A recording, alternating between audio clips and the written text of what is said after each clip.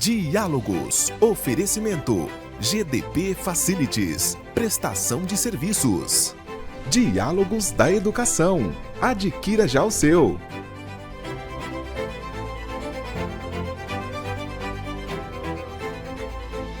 Diálogos com Anderson Junque. Olá, seja muito bem-vindo à temporada 2026 do programa Diálogos, que segue valorizando e compartilhando o conhecimento.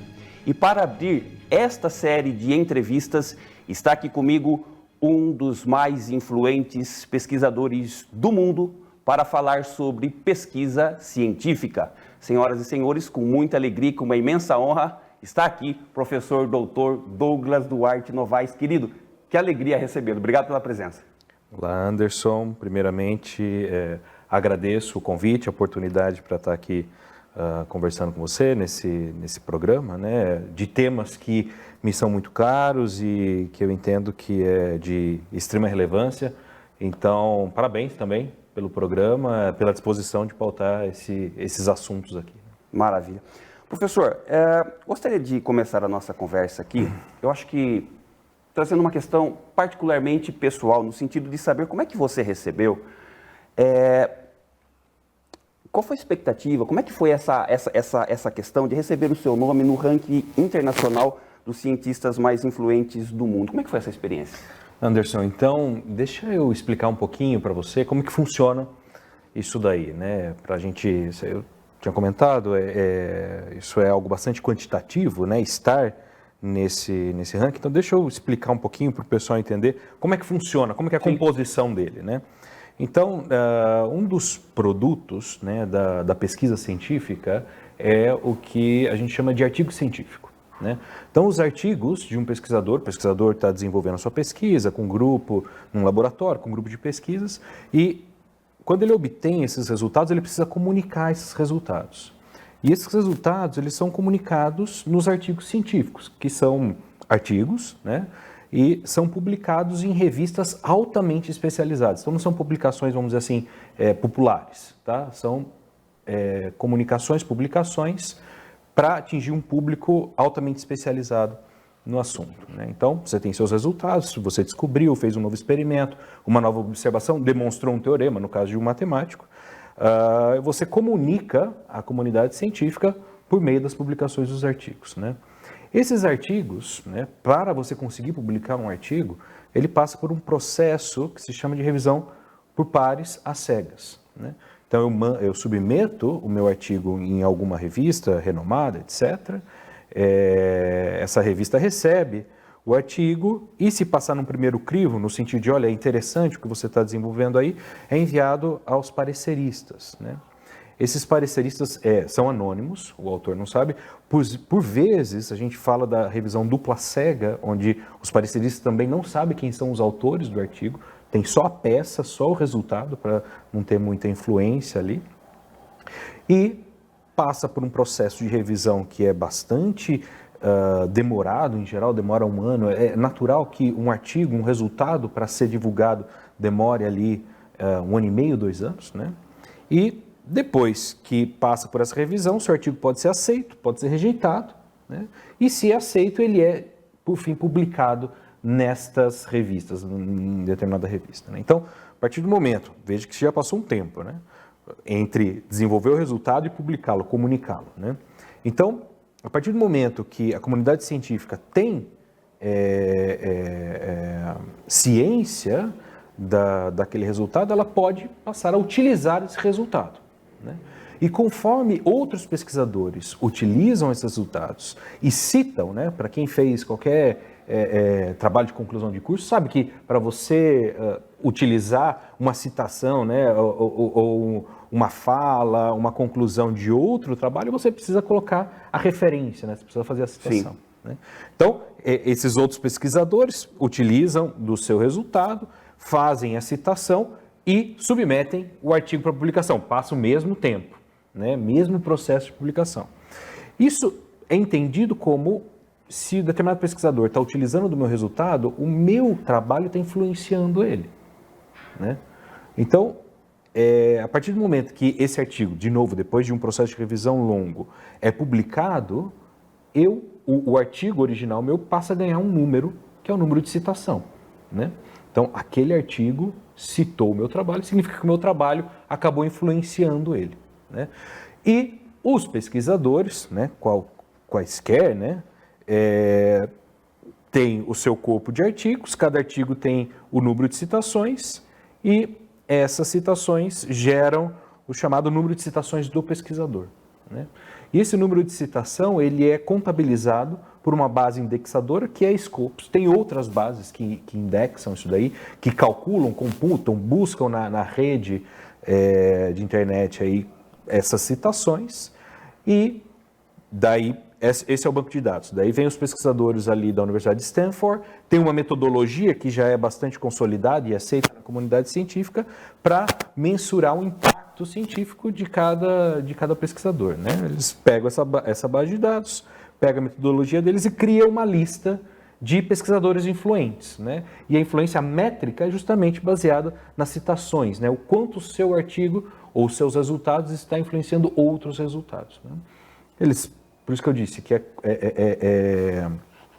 algo quantitativo. Eles aplicam essa metodologia, criam uma lista, os 2% eles divulgam, né? Então, e por conta dessas métricas que são utilizadas, acaba sendo popularizada, divulgada essa lista como dos pesquisadores mais influentes do mundo, né? Enfim, mas dentro da academia a gente tem que saber o que isso significa, qual é a métrica que está sendo utilizada ali e eu acho que fica claro, né? Sim. Basicamente como que eles estão fazendo. Não é algo esperado, não é algo que você objetiva, né? Não, eu tenho como objetivo entrar nessa lista. Mas é algo que quando acontece, você fica bastante feliz, né? Porque, olha, o seu trabalho está sendo reconhecido, está sendo utilizado e está sendo evidenciado aí nessa lista, por exemplo.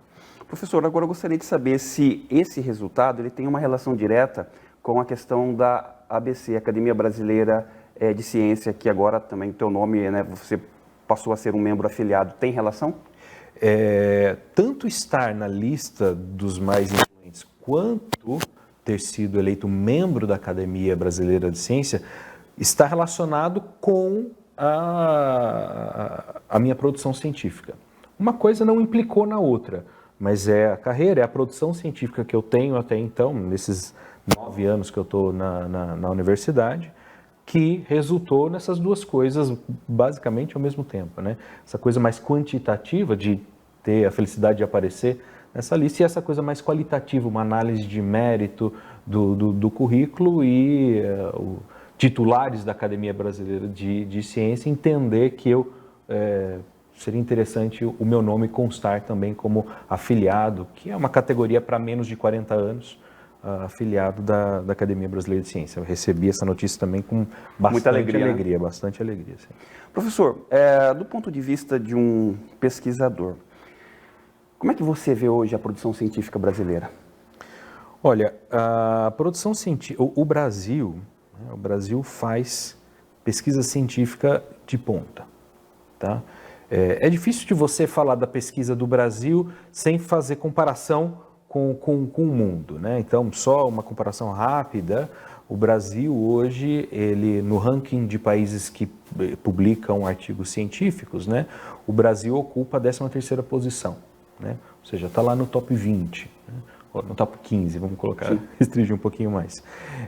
Ou seja, é uma posição considerável, no entanto, tem muito espaço de crescimento aí, porque hoje, por exemplo, o Brasil, números de 2024, publicou cerca de 450 mil artigos, né, no ano. Enquanto os 2 primeiros do ranking, aí, Estados Unidos e China, disparados, publicaram 4 milhões de artigos científicos. Há uma diferença considerável. Há uma diferença muito considerável, ou seja, tem muito espaço para crescer. Apesar de estarmos, vamos dizer assim, no top 15, a distância entre o 15º e a primeira posição é muito considerável, ou seja, tem muito espaço de crescimento. Mas o Brasil, ele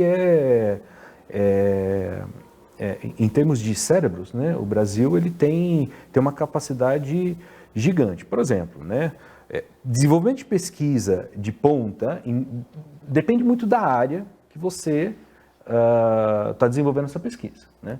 Então, tem áreas que você precisa de um investimento massivo, né? Isso Estados Unidos, China tem de sobra, né? Que é a área mais de tecnologia, de física aplicada, física de partículas, etc. Agora, tem áreas que são mais teóricas, por exemplo, matemática, né? Que é a minha especialidade, né? Então, o Brasil faz parte do MIU, né? International Mathematical Union, e essa instituição internacional divide os países do mundo em 5 categorias, sendo a 5ª categoria a mais alta, né? E o Brasil, desde 2018, figura no grupo 5, né? Que está lá junto com os Estados Unidos, França, Japão, Inglaterra, né? Das potências mundiais em desenvolvimento de pesquisa matemática, né? Ou seja, a pesquisa matemática é uma pesquisa relativamente barata, ela não requer investimento, você não precisa construir grandes equipamentos, por exemplo, um acelerador de partículas para conseguir estudar e desenvolver pesquisa de ponta, né, na fronteira do conhecimento. Você precisa, né, de pessoas ali dispostas a desenvolver pesquisa, a estudar, né, e eventualmente um computador ou outro um pouco melhor ali para você conseguir fazer simulações, etc., né? Então, o Brasil tem uma capacidade, a matemática mostra da capacidade intelectual do Brasil no desenvolvimento de pesquisa científica, né? Em outras áreas que você necessita de mais investimento, daí o Brasil fica um pouco atrás, obviamente, né? Mas mesmo assim, eu não sei se você sabe, Anderson, mas em Campinas a gente tem um acelerador de partículas, né? A gente tem o Sirius lá. E o Sirius, ele acelera um tipo especial, né, de partículas, que são feixes de elétrons, e cria a chamada luz síncroton, né? E o Sirius, que foi inaugurado em 2019, desse tipo de acelerador de partículas, que é o 4º dessa geração, ele tem outros 2 que concorrem com ele no mundo, né? Então, observe você que o Brasil, né, nessa área específica de luz síncroton, tem um dos equipamentos mais avançados do mundo. Então, é o mundo vindo para cá desenvolvendo pesquisa, né? Você tem as chamadas ali, conseguir um tempo para você trazer a sua equipe de laboratório e fazer desenvolvimento de pesquisa ali, né? Ou seja, é um acelerador de partículas de altíssimo nível e você tem aqui no Brasil, né? Outro, saiu recentemente, o pesquisador, não sei se você leu a notícia, mas o Luciano Moreira, né? O Luciano Moreira, ele entrou num ranking, né, muito mais restrito do que o que eu entrei, é um ranking da Nature, dos cientistas que mudaram a ciência em 2025. E você tem esse brasileiro, que é pesquisador da Fiocruz, que desenvolveu uma modificação do mosquito Aedes, né, que não é vetor do vírus da dengue, né? Então, isso tem uma capacidade de erradicação do vetor do vírus da dengue. Então, ele entrou nessa lista aí dos pesquisadores que mudaram a ciência em 2025. Então, veja você que o Brasil é top em muitas áreas da ciência, né? Tem países que conseguem ser top em todas as áreas. Isso depende de investimento, Anderson. Isso é investimento público. O Brasil tem diversos outros problemas aí para gastar dinheiro com outras coisas. Aí é uma questão de decisão do poder público, né? Mas capacidade o Brasil tem, e naquilo que se é investido, a gente consegue estar ali no topo. Maravilha. Bom, nós estamos conversando aqui com o professor Dr. Douglas Duarte Novaes, um dos cientistas mais influentes do mundo, sobre produção científica. Nós vamos agora para o nosso intervalo comercial, nós voltamos na sequência, 1 minuto só, e nós já estamos de volta. Estamos apresentando Diálogos com Anderson Junque. Sua obra coberta de qualidade e fechada com a segurança. Há 40 anos, o Grupo Costa fornece soluções completas para coberturas e fechamentos na construção. Telhas metálicas, de fibra de vidro e as telhas sanduíche, que vem sendo usada cada vez mais nas coberturas. Se você está construindo ou reformando, vale a pena conferir a melhor opção de cobertura do mercado. Solicite um orçamento ou venha nos visitar. Estamos aqui pertinho, em Limeira. Grupo Costa, há 40 anos presente nos melhores projetos. Controle de acesso, vigia e portaria física é segurança. E segurança é na GDP Facilities. Os melhores profissionais do mercado estão aqui, cuidando da sua empresa, enquanto você foca no resultado. Venha nos fazer uma visita. Faça seu orçamento conosco. GDP Facilities. Prestação de serviços. Na Domi, acreditamos que cada projeto é uma oportunidade de transformar vidas e ambientes. A união da arquitetura e engenharia em soluções completas, do papel à execução. A gestão das obras é o maior diferencial, o que te garante segurança, economia e entrega no prazo. Já são mais de 50 projetos entregues com excelência e atenção a cada detalhe. Do sonho à realização, a Domi desenvolve projetos personalizados que refletem quem você é. A formação continuada é fundamental para o educador diante dos desafios do século XXI. A pesquisadora em educação, Valéria Caetano da Silva Alvarenga, propõe uma reflexão humanizadora através da formação sobre a metodologia ludocriativa. Entre em contato agora mesmo pelo WhatsApp 34 99 648 3521. Estamos apresentando Diálogos com Anderson Junque. Estamos de volta aqui com o programa Diálogos, que nessa semana fala sobre produção científica. E quem está aqui comigo conversando, debatendo e aprofundando este assunto, o professor doutor Douglas Duarte Novaes. Professor, gostaria de uma fala sobre a produção científica brasileira comparada às principais universidades do mundo. Como é que a gente pode observar essa questão? Muito bem. Então, uma primeira comparação a gente tinha feito, né? O Brasil ocupando ali a 13ª posição na produção de artigos científicos, né? Então, quando a gente fala de universidades top, internacionais, né? Mundo afora, quais são as universidades que vêm na nossa cabeça? E são as que aparecem em todos os rankings, né?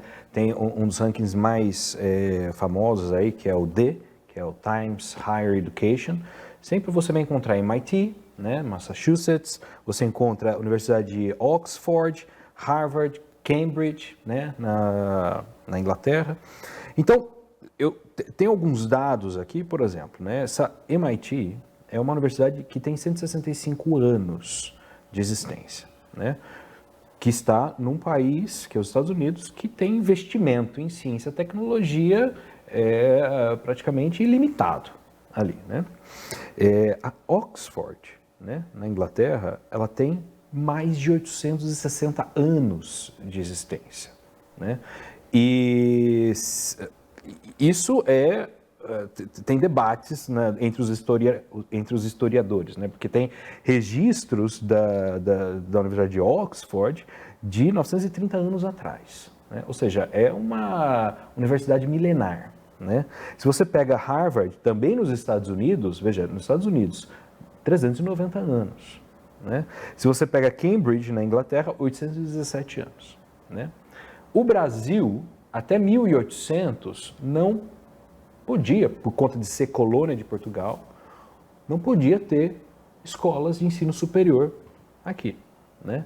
E essa realidade passa a mudar quando a coroa portuguesa vem para o Brasil e daí sente-se a necessidade de começar ali algumas escolas não universidades ainda, escolas de ensino superior. Então, se você for pegar universidade, que foi criado como universidade, no sentido que você tem um local, vários cursos que se preocupa com ensino, pesquisa, né? Se você for pegar a universidade, você vai encontrar uma das primeiras, a UFPR, que é a Universidade do Paraná, que tem 114 anos, né? E a UFAM, que é do Amazonas, que tem 117 anos, que são universidades que foram criadas como universidades e vêm funcionando continuamente desde então. Ou seja, a comparação do tempo que o Brasil tem investido em ensino superior que é onde vem sendo desenvolvendo a pesquisa, né, a comparação das brasileiras com as internacionais, a gente está engatinhando ainda, né? São 100 anos de história em comparação com 1000 anos de história de ensino superior, né? Então a gente tem esse primeiro framework, né? A gente é um país no qual as nossas universidades são muito jovens, né? Se você pegar, por exemplo, as paulistas, né, que hoje as melhores universidades do Brasil estão em São Paulo, e na verdade as melhores universidades da América Latina estão em São Paulo, USP e Unicamp. A USP tem 91 anos, a Unicamp tem 59 anos. Né? Então, e a gente, por exemplo, a USP, ela está no top 200 das melhores universidades do mundo. A Unicamp já consegue estar na top 400 das melhores universidades do mundo. Tá? A gente está falando de universidades num país que tem uma tradição relativamente recente, se a gente colocar em termos da história aí da humanidade, né, em ensino superior, e a gente está conseguindo entregar muita coisa, né? Então a gente sempre tem que fazer esse panorama, né? E como eu já havia comentado, a gente consegue fazer desde que tem investimento, né? São Paulo, né? São Paulo tem as universidades que se despontam tanto no Brasil quanto no mundo, justamente por conta da própria Constituição do Estado de São Paulo, que tem ali na sua Constituição uma verba da arrecadação destinada para as universidades estaduais, que é 9, alguma coisa por cento do ICMS, né? Destinada para as universidades, que faz uma divisão entre elas lá, que é USP, Unesp e Unicamp. Né? E tem uma parte da arrecadação líquida do Estado que vai para a FAPESP. A FAPESP é a Fundação de Amparo à Pesquisa do Estado de São Paulo, que é quem financia muito da pesquisa que é desenvolvida aqui.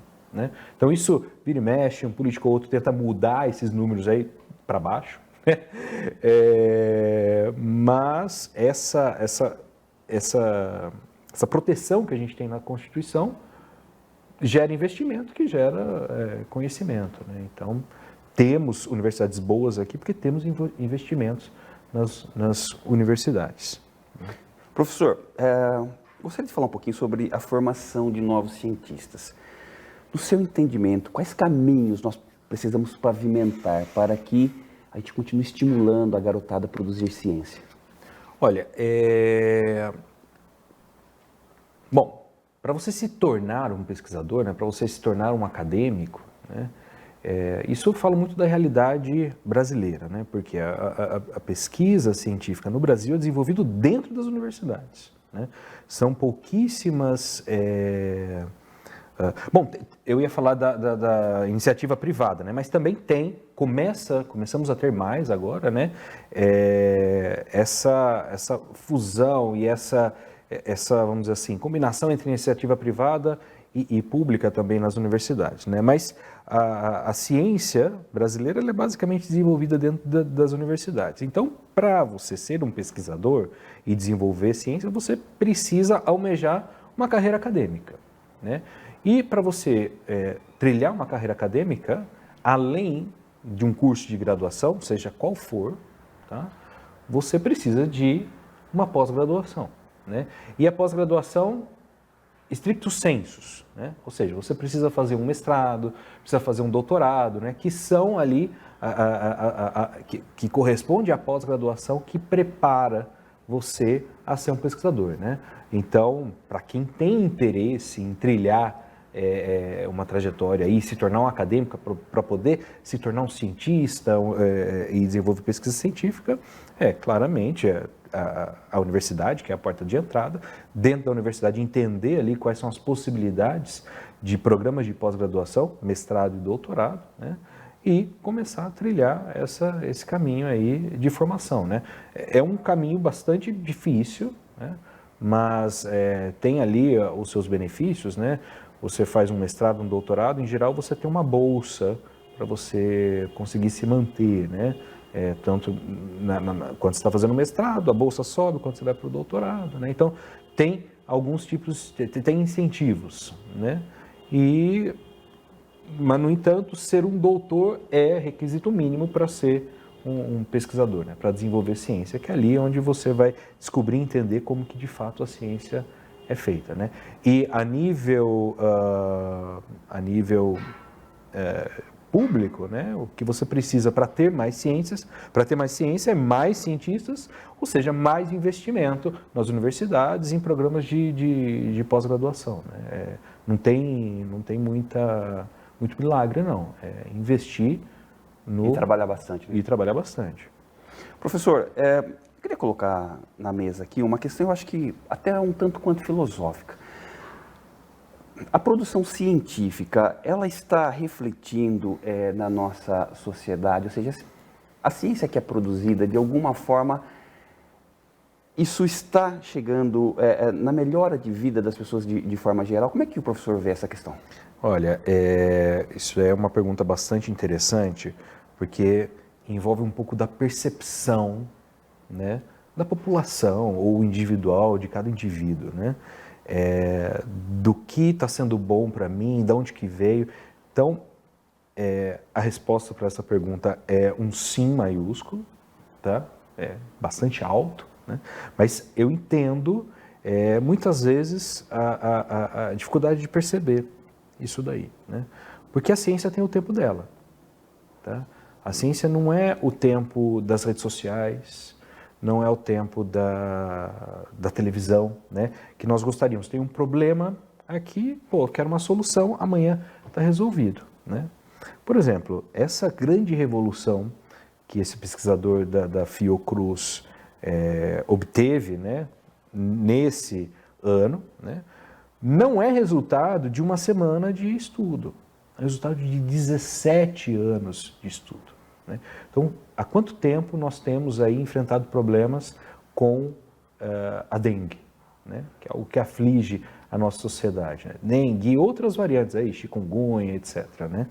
É uma pesquisa de 17 anos que agora começa a dar frutos. Né? Então, veja, não é no tempo de uma... Talvez, às vezes, você precisa de mais de uma geração para conseguir enxergar e colher frutos de pesquisa científica, né? E essa é uma bastante aplicada, né? Por exemplo, se a gente... né? Então, esse pesquisador começou a estudar esse tópico tendo em vista a resolução de um problema, né? Então, é aplicado. Existe outro tipo de pesquisa científica que pode ser feito também, que é a mais teórica, né? Não objetivando necessariamente uma aplicação. Ora, mas as aplicações aparecem, né? Então, por exemplo, se a gente voltar um pouco lá, Marie Curie, né? Uma das maiores cientistas mulheres aí do mundo, recebeu mais de um prêmio Nobel aí, né? A pesquisa dela se baseava no estudo do rádio, do elemento químico, da radiação, né? Bom, ela queria estudar isso daí porque ela percebeu um fenômeno e ela queria entender aquele fenômeno. Ninguém imaginava quais seriam as consequências do descobrimento, da descoberta que ela fez, né? Hoje, com os tratamentos oncológicos de câncer, etc., a gente consegue imaginar o mundo atual sem a descoberta desse fenômeno que ajuda a gente a tratar uma doença aí que aflige a sociedade. Hoje em dia a gente não consegue vislumbrar a possibilidade dessa descoberta não ter sido feita, mas na época ela estava estudando por estudar, né? Sem objetivar essa aplicação. A aplicação aparece depois que as descobertas são feitas, né? Então, assim, a gente tem... E tudo, né? Se você parar para ver, por exemplo, física teórica, Einstein, né? O desenvolvimento, a descoberta e o desenvolvimento teórico da relatividade geral, da relatividade restrita. Hoje, os nossos aparelhos de GPS, né? Com todas as constelações de satélites, a sincronização dos sinais, né? Porque basicamente você tem uma constelação de satélite, manda um sinal para a Terra, volta para ele consegue fazer a triangularização e falar qual que é a sua posição no planeta, né? Isso depende de uma sincronização entre um objeto que está próximo da Terra, ou seja, que está sofrendo um efeito gravitacional maior da Terra, com objetos que estão mais distantes da Terra, que são as constelações de satélites, que têm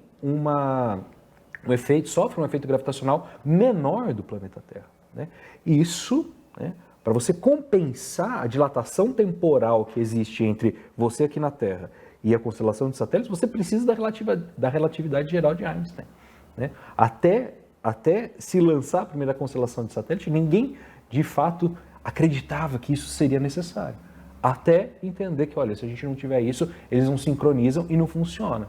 Então, é um desenvolvimento puramente teórico com uma aplicação extremamente prática, que ninguém se imagina atualmente. Eu saí de um lado de Santa Bárbara do Oeste, vir aqui, coloquei no GPS, né? Então, se eu não tivesse isso, essa física teórica desenvolvida, eu não chegaria aqui a tempo, né? Ou teria que pegar um mapa, vir aqui antes.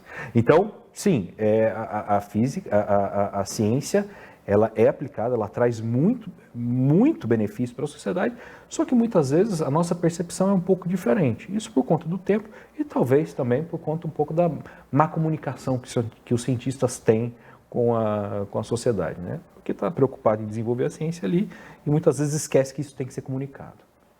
Professor, bom, eu sempre escolho uma afirmação de uma grande referência no assunto, abro aspas para ela e peço então ao meu convidado um comentário. No seu caso, eu escolhi aqui uma afirmação do Albert Einstein e vou pedir então um comentário teu. Abrindo aspas para ele, ele vai dizer: toda a nossa ciência, comparada com a realidade, é primitiva e infantil e, no entanto, é a coisa mais preciosa que temos. Fecha aspas. Comente essa fala, professor. Vou comentar essa fala te dando um exemplo, tá? Então, suponha que você tem um carro de corrida numa pista circular, tá? E esse carro está ali desenvolvendo uma velocidade constante. Você sabe a velocidade do carro, né? E você está sentado na arquibancada lá e você vê o carro passando em determinado momento. Se você sabe a velocidade do carro, você sabe quanto tempo ele vai demorar para voltar a passar pela posição que você está ali na arquibancada. Pô, quero tirar uma foto. Perdi a primeira passagem do carro. Quero tirar uma foto. Então você vai lá, calcula, pô, eu já sei quanto tempo tem que ficar esperando aqui para ele passar de novo, né? Por que você sabe disso? Você sabe disso basicamente pelo que a gente chama da física newtoniana, né? Que são as equações de movimento provenientes da teoria de Newton, né? Que está olhando o carro ali, sabe o movimento, aquela massa, aquele objeto se movimenta e chega ali naquele lugar. Só que aquilo lá não é a realidade. Aquilo lá é uma simplificação brusca, extrema da realidade. Porque o carro não é uma massa. O carro ele é composto de componentes eletrônicos, né? E se a gente olhar, que, né, a hora que o carro está dirigindo, ele está vibrando ali, né? Então você tem outros movimentos que estão acontecendo ali, né? Se você olha a nível molecular, o carro, ele é o quê? Ele é um conjunto de átomos, né? E cada átomo, partícula ali, tem um movimento que meio que independente do movimento do carro em si. Então, a realidade, de fato, ela é muito, muito mais complexa do que aquilo que você está utilizando naquele momento, né? Apesar de você estar utilizando uma fórmula super conhecida que descreve muito bem o movimento daquele veículo, a realidade ali é muito mais complexa do que aquilo que você aquela ciência que você está utilizando. Então, de fato, né? Só que funciona. Para você descobrir ou para você estimar o quanto tempo o carro vai demorar para voltar, você não precisa pensar nele como um conjunto de partículas e estimar a posição de cada partícula, né? A ciência tem ali uma fórmula que te fala, olha, se você considerar a velocidade, posição tal, ele vai demorar tanto tempo. Ou seja, aquela ciência newtoniana não está descrevendo a realidade na sua totalidade, mas é uma ferramenta extremamente importante e eficaz para você utilizar naquele contexto, né? Então eu entendo que essa fala do Einstein vem justamente aí nesse plano de fundo, né? A ciência é sempre uma simplificação da realidade. Para quê? Para você conseguir fazer ciência. Se você for querer descrever tudo que está acontecendo ali, provavelmente você não vai conseguir, e se conseguir não vai servir para nada, né? Então, você sempre se permite fazer simplificações, isso é o melhor que você tem. Maravilha. Professor Douglas Duarte Novaes, meu querido, minha gratidão. Quero te agradecer do fundo do coração pela presença, pela partilha e quero aproveitar aqui, então, pedir as suas considerações finais e, mais uma vez, muito agradecido. Anderson, eu que agradeço ao convite para estar participando aqui no programa, né? Já comentei na fala inicial, né? Eu acho que esse espaço que você tem buscado, né? Para discussão de temas muito relevantes, eu acho que é muito importante aí para a nossa região, né? E também para a ciência como um todo, né? Evidenciando, a gente tem coisas muito interessantes acontecendo por aqui, a Unicamp está perto, a USP está perto, tem Limeira, que tem Piracicaba também, né? Então, eu acho que é muito importante evidenciar isso que a nossa região tem de muito bom para oferecer, em termos de ciência também. Maravilha. Professor, obrigado, viu? Obrigado a você. Muito bem, você assistiu aqui mais uma edição do programa Diálogos, que nesta semana falou sobre produção científica com o professor Dr. Douglas Duarte Novaes. Fique atento aos nossos canais para receber outros conteúdos. Um forte abraço para você e até mais. Até mais.